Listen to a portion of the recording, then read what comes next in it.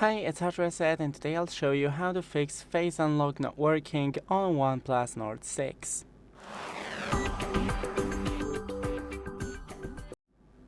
So first, take a microfiber and clean the front camera lens.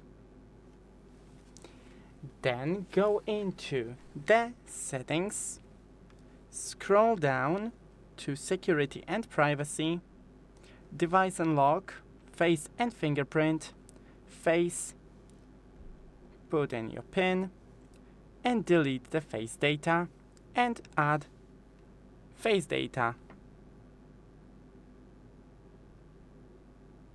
One more time. And that's it. Thanks for watching. Don't forget to leave a like and see you in the next one.